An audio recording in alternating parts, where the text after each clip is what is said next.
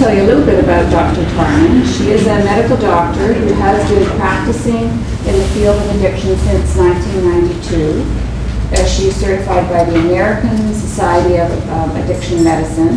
She's taught at various colleges and university level courses. She's on the staff of the Salvation Army Homestead, a long-term addiction facility, and is the medical director of Renascent, Ontario's largest residential treatment center for alcoholism and drug addiction. So welcome, and Dr. Tarman.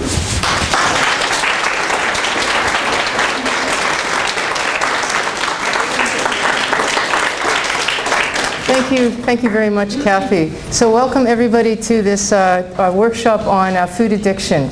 And as Kathy's already said, this is a good talk where I'm going to introduce the whole talk by one testimonial, and then I'm going to do the first part on addiction itself, food addiction, and then part two after break. I'll continue that, and then I'll end with the panel. And the idea is really to state the problem and then present the solution as it stands today, as what we have today. And really it's a call for, we need more services with this perspective in mind.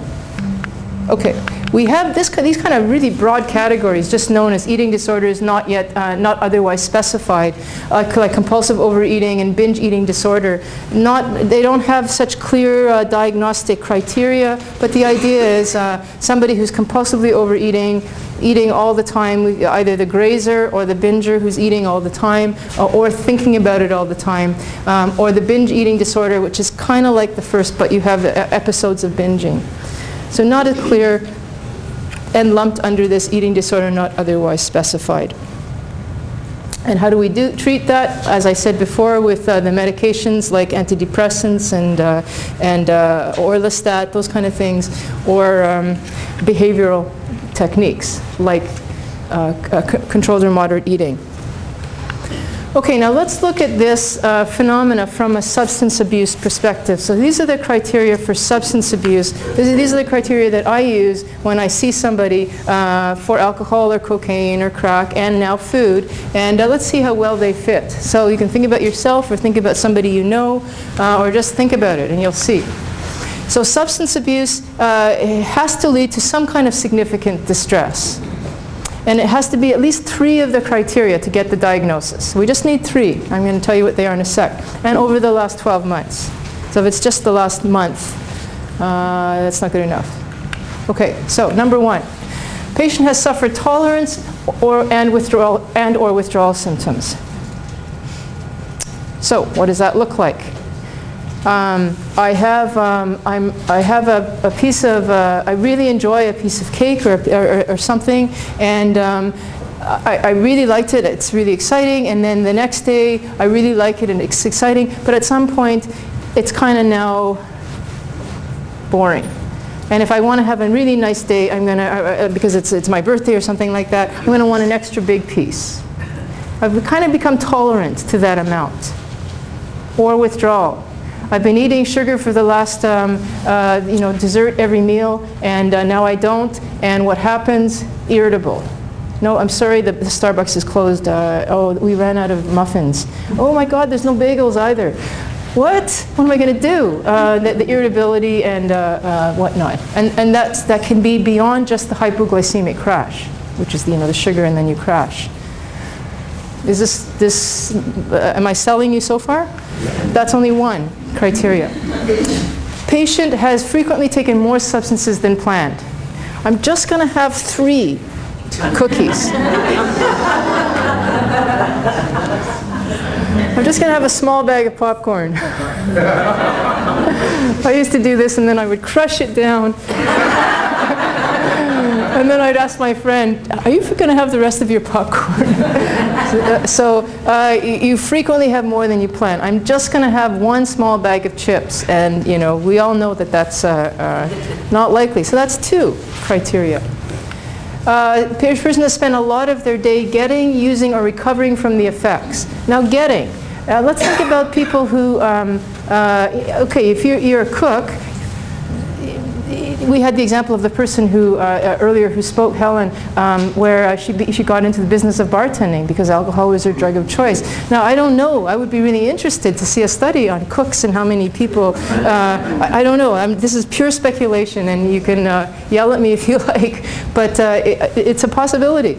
Anyway, the idea is if a person is in a food addict mode, spending a lot of time getting or thinking about how to get. Okay, I'm on my way home and I got to make sure that this is open and I'm going to get this and I don't want them to see that I'm buying too many, so I'm going to go over here too. And it becomes a whole elaborate ritual that takes up a lot of time. Using. I mean, especially if it's a binge purge thing where you can just go on and on and on and on, then I mean, it can go on the whole night. It becomes like an obsessive compulsive thing. You know, you're washing your hands and you know you got to keep doing it. It just goes on and on and on. Sometimes people won't stop a purge or a binge purge cycle until their mouth is so raw because they've been throwing up so much or their stomach is so sore that they just cannot do it anymore. But they would still want to. So it becomes like this. Recovering from the effects. You've eaten so much that now you're sick, and that sickness usually lasts until the next day. And if it's a real sugar binge, you can be so sick that you literally have physical, back to number one, physical withdrawal symptoms of shakes. Shakes and body aches. I mean, it looks an awful lot like a regular addiction, like alcohol withdrawal. So that recovering could, and then the crash, the mood crash after, because you're way up there and then you crash down, and that crash can last for a day too. So you spend a lot of time. That's 3. Patient continues to take the drugs, or in this case the food, despite difficulties. Despite hypertension, despite obesity, despite diabetes. What else despite?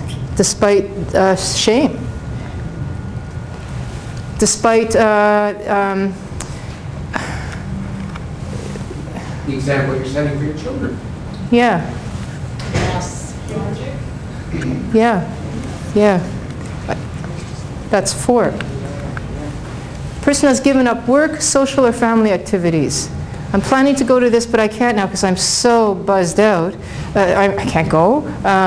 Or I'm so full, I can't. I'm sorry, I know I was supposed to go, but I'm so sick. I'm just going to call him, I'm sick. Sorry, I'm sick. I'm not going to tell you why. An alcoholic doesn't tell you why either. They got a hangover, or they're too drunk. I'm just not, I got a headache. So it can actually impair work and social and family activities. Isolation, especially with food addiction, Helen, I thought really, really highlighted nicely the shame that's along this. I mean, I got to tell you that in my work with addictions, maybe because it's so we read about it so much now, and there's so many services out there. It's still, there's a lot of shame with alcohol, no question that there is, but it's a lot easier for an alcoholic to say I'm an alcoholic than a food addict to say I'm a food addict, especially when you imply some of the behaviors. There's a lot of shame that's involved there. Okay, number 6, last one. Person has made many attempts to cut down on substances. In other words, diets. How many diets have you been on? That's an attempt to cut down. Whoa, I'm eating too much sugar, I got to stop. And that is a perpetual cycle that keeps going. So you only need to have 3 of those in the last 12 months, or any period of time in your life for about 12 months. Are we looking at a very small phenomena, societal phenomena? No. I don't think so.